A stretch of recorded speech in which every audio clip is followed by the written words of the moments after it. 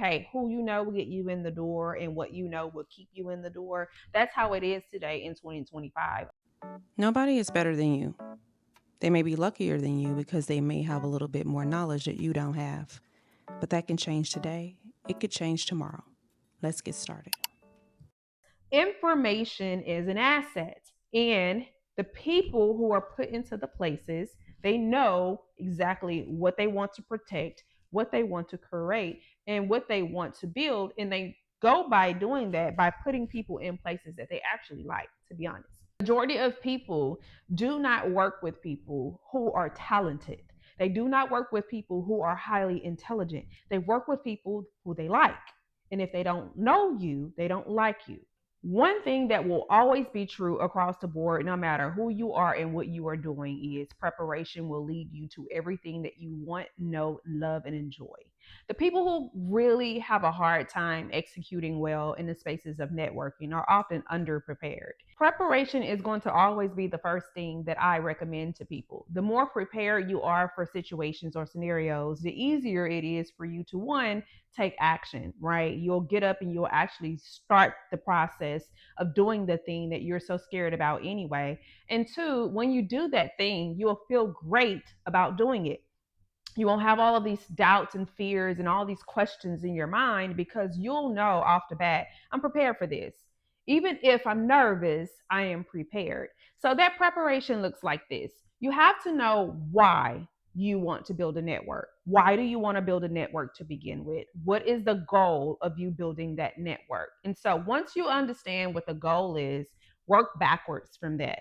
So once, if your goal, for example, is to build a network so that you can start to compound funding, right? You want to build a funding network so that you can raise capital and you can build relationships with people so that you can expand your reach to people who can give you money.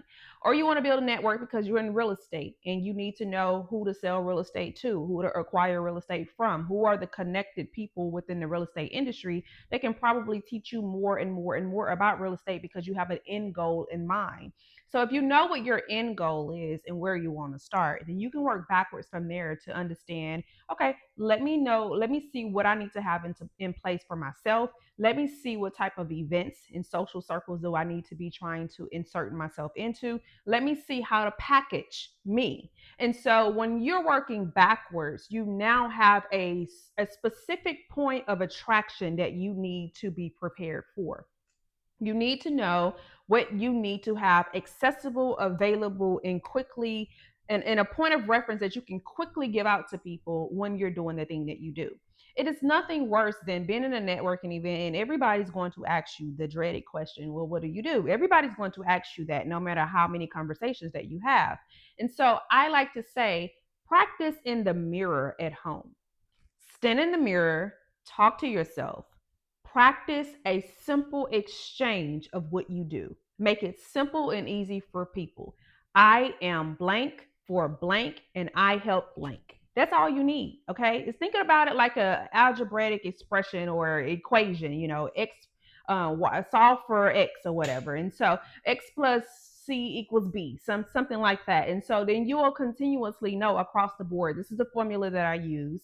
This is what I say every single time I meet someone. And then if they ask you more questions after that, you know how to go into the details of each of those things. And so who you are, what do you do, who do you do it for, and what is the result that you give them at the end of the day. That is a very simple way of preparing yourself to give a pitch. And that pitch shouldn't be any longer than about 15 seconds. If you're going into like 20, 30 seconds, that's even a little long. It should be, hi, I'm Nicole Swanson, and I'm the owner of Productive Business Women. I help business women acquire funding and capital so that they can access whatever for their businesses. Like something simple, a very straightforward, complete sentence. That's it. So you've perfected your pitch. You understand who you are, what you want to do, and what type of networking you need to do in order for you to master your result at the end of the day. Now we're going to move on to making sure that everything else behind that pitch really supports what it is that you're talking about. So imagine you're at a networking mixer and you're telling people about who you are, what you do, and you have your little 15-second sentence all figured out. But then there's aspects of what you say and who you help and what you do that doesn't really add up when they start to search for you online or they're doing their research about you. And so this is where you want to make sure that your social pages, your websites, your social media accounts, and any public presence that you have out there matches what exactly you say you do or showcases in some way where people can validate that, where they can search that. This is a part of your packaging. Your packaging includes you also having your social presence together, not from a standpoint of wanting to tickle other people's fancies, but from a standpoint of showcasing exactly what it is that you are talking about when you're pitching at these networking mixers or you're exchanging contacts with people in order for you to build your network. Okay. So you're just wanting to show and prove a little bit. Like, hey, this is what I do. Here it is. That hey, this is what I am. Here's the proof of that. That's it. And so you don't want to go too crazy with this. You don't want to spend a lot of time and effort on this. You just want to make sure that the social and public presence is out there. That if people go and search who you are by your city and by your industry, that they can find exactly that. Now, what happens when you are new to doing what it is that you do? Okay, cool. You may not have an established clientele or you may not have a customer base yet. So that doesn't stop this process. Don't overthink it. You can still build a public presence. Start posting anything you want to post online. You can create graphics. You can use user generated content and put your own text or logos and things or like that on it. And you can do things online. Okay. You can create the presence that you want. The beautiful thing about social media is that you control the narrative. Remember that. You control your narrative. So if you're worried about whether or not someone will believe in the work that you do, whether or not they believe in who you are, it is 100% in your control. You control your own narrative about your life. So if I know that I'm going to be attending a networking mixer for a specific thing or reason, and I really want to attract for a very intentional purpose, before I go, I make content around that particular thing. So if I'm trying to get more into commercial real estate, then I will make sure that I am just dishing out nothing but commercial real estate content prior to that event. Because one thing that they will do when you leave and you exchange contact is they're going to go and research you. And the thing that you say that you want to do more of, if they can see that you're serious about it before you even get more into it, then hey, they were more willing to help you and extend you their network so that you can consistently grow. This gives us confidence. Okay, this gives us confidence to move and maneuver through these environments in these atmospheres with these people who we want to connect with. Because without it, we don't have that type of confidence. Now, if you're in the corporate world, then you want to make sure that your resume just reflects that and that you're mingling and socializing in social circles within your own departments first. But then you're also creating a narrative in a space online. Even your social presence needs to support exactly what you're trying to do and move and shake in the corporate world. Because what we don't realize half the time, that even though work is work and play is play, that people still like you by personality type as well. So whenever you're outside of corporate and you're building on social media and you got your own things going on, be sure to package yourself online the way that you would want people to honor and regard you, no matter what it is that you're doing. Okay. So the first strategy that I like to do is actually one of my favorite. And I'm going to be honest with you. This is not a strategy that you will be able to employ every single time you go to an event. But if you are attending high quality events, it should be one that is at your disposal. And that is utilizing the attendance list or the registration list for the event. Sometimes the person that is putting on the event does not publicly announce that this list is available, or you will probably have to ask them if you can have one. But majority of the events that I've been to in the past that were very high quality events, they put out an attendance list ahead of time. So if you're registering for this event, you should be able to see who all will be in attendance at this event. What I like about this particular process is you can go and be nosy. Okay, that's pretty much what you're doing. You can be nosy on this list. You can see who is attending this list. Majority of the events that I attend are real estate focused or entrepreneurial focused. And so for me personally, I will always see which industry they're in or which company they work for prior to me arriving. And I will just go and look at that list and see who seems a bit interesting to me. Who seems like someone that will be more aligned with what it is that I am trying to do. I will go and find that person on social media. Now, don't be weird and don't be awkward when you do this, but this gives you an idea of who you want to intentionally connect with before you even go to that event. And so, for me, I already have a list of people in my mind when I'm walking through the door, or I'm familiarizing myself with the people on the list that are more interesting to me prior to going to the event. I know a little bit more about them. So when I meet them face to face, it will be easier for us to connect, or I can have my own point of reference on who I am, specifically talking to, which then helps me feel a little bit more comfortable as well. Now, if you want to take this list a step further and leverage it even more, what I would do is make the first point of contact online. And I like to do this because I'm just feeling, it's a no pressure type of thing. If I reach out to you online, you can reply to me or you don't have to. You can speak to me or you don't have to.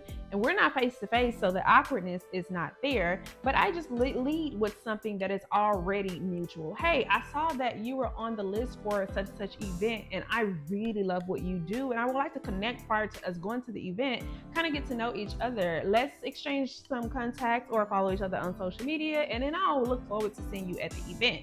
That is like a cold message that is turning into a warm exchange. Something simple can lead to so much magic that can break the ice for you and help you to overcome that introvertness or introvertedness at the event. Now, you have to get them to read the message, okay? So sometimes you can go into a comment and say, hey, I left you a message. Get back to me when you can, or something like that. Because, these messaging platforms, majority of the time, I know on mine, I really don't get notified a lot. And sometimes I have to go over there and check. So use that one if it appeals to you. The second thing that I like to also do is like a hack, but this hack brings people to you. And that is to always be mindful of the way that you dress. And now, I know that some people are more simplistic, some people are more over the top in their fashion choices, but I'm gonna say this. No matter what you're doing and where you're going, if you dress well and smell good, you will always attract people to you. I don't care what you're doing and what atmosphere you're in. If you know everybody there typically always wears black, don't wear black. Wear yellow, wear orange, wear purple, wear green. Wear a color that looks good on your complexion, that complements you, that suits your personality style, and style it according to whatever that event is going to be. There's always going to be aspects about what I look like that stands out a little bit more. So even if I had on an all black suit and everybody else in the room has on all black, my suit probably has a big bow or a flower that's attached to it because I'm just extra like that sometimes. But these are speaking pieces, okay? These are icebreakers that you don't even know that you're even, you're a walking icebreaker, okay? When you're able to attract somebody's eye to you, it makes it easier for them to come up to you first and start the conversation. And people love to give compliments, okay? That's gonna roll us into our third strategy in a minute. But if you can be the icebreaker in the physical presence without you ever having to say anything out of your mouth, then you just made your exchange 10 times easier for you, especially if you're an introvert. Let's roll into our third strategy. And that third strategy is compliments. Everybody loves a compliment. If you don't know how to start a conversation off, always start a conversation off giving someone else a compliment about something. It could be their eye color. It could be the way they style their hair. It could be that pin on their jacket. It could be the color of their suit, the style of their suit. It could be a shoe, a bag. It doesn't matter. A pen that they're writing with that you love. I really love your pen. I have this thing about pens, and I just really, really zoomed in on this pen that you're using. Where did you get that from? It's an awkward and little weird thing, obsession, but it will make somebody feel good about it. Well, I'm glad you asked about it, because nobody ever asked about my pen. My grandmother actually gave me this pen. Boom, you have a conversation going. And that conversation can lead you into more and more and more conversations with people. At networking events, we don't have those shut open and shut questions, okay? Those yes or no questions. We want to keep it very open-ended. We want to make sure we ask questions that will allow people to elaborate a little bit and go into a conversational aspect. So if you need help on how to be a communicator, it's a whole separate video. But we want to keep those questions to where we're open and inviting. We're allowing people to express and talk about themselves. People love to talk about themselves. Let them talk about themselves. They'll give you way more information than you need, trust me. And not only that, they'll walk away from that feeling like, oh, we really had a nice conversation. And when in general, they really had a nice conversation with themselves, but you were just there to facilitate the flow of the conversation. That's the beauty about networking. Networking is that not only do you get access to that one point of contact that you came into contact with, but now that one point of contact can open you up to their points of contact. And then once you get in their points of contact, you can get opened up to their points of contact. And it just keeps expanding and expanding and expanding. And before you know it, you have all of this access at your fingertips. But what about having all of this access? You're at networking events and you have all this access and you've made all of these connections, but what do you do with them? How do you really leverage those connections to continue to get to where you want to go and do the things that you want to do? How to take those same connections and leverage them to let them work for you, and what you need to do on your end in order for you to help facilitate that process along. My favorite thing to do after I make a connection with someone is to be of service to them. I know you're busy, you don't want to do that. You're working on your own stuff, and trust me, I am probably the busiest bee in the bunch. I am not even lying to you. I have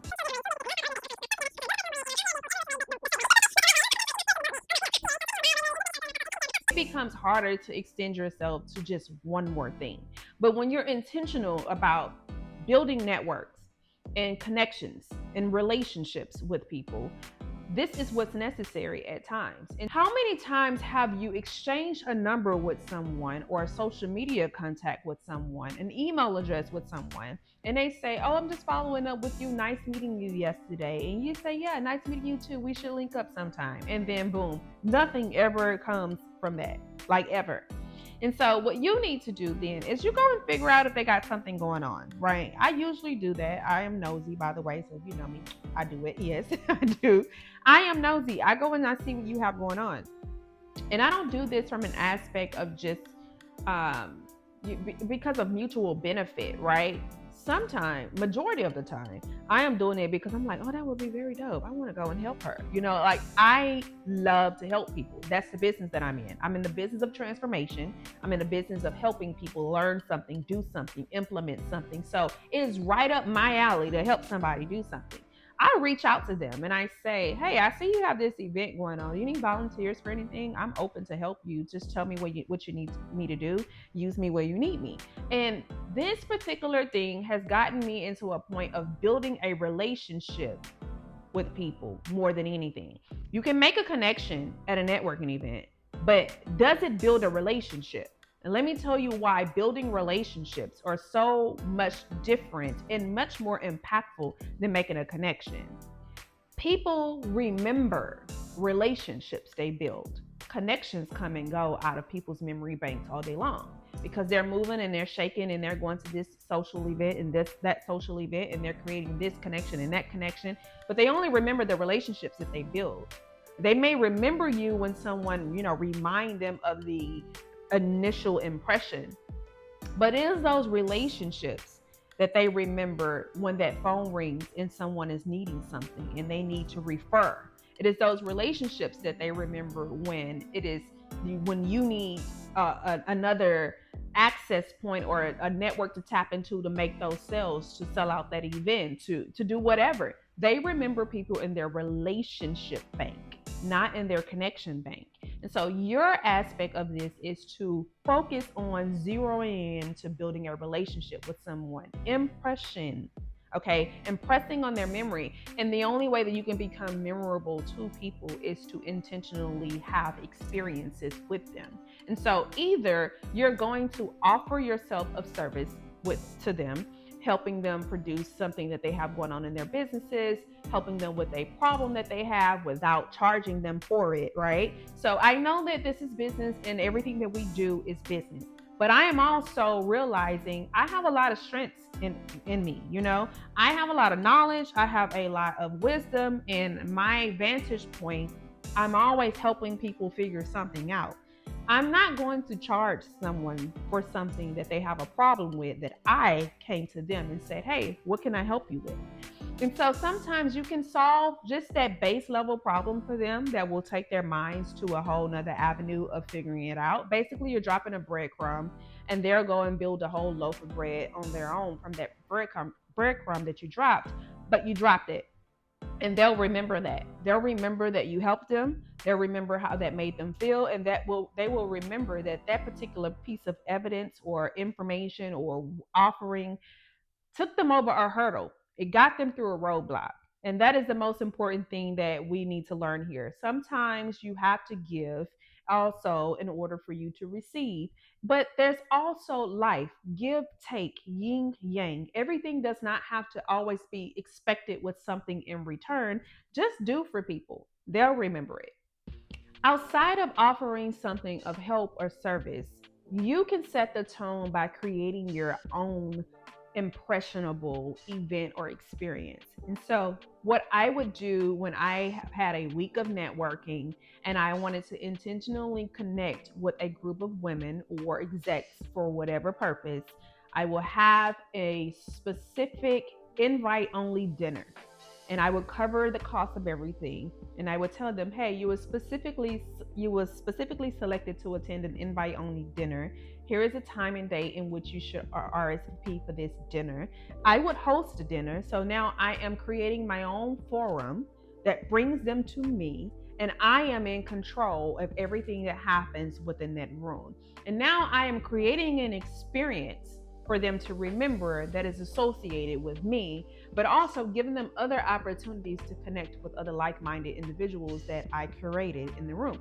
And so these are just strategies that you can take and implement in order for you to facilitate building that relationship from that one connection that you met.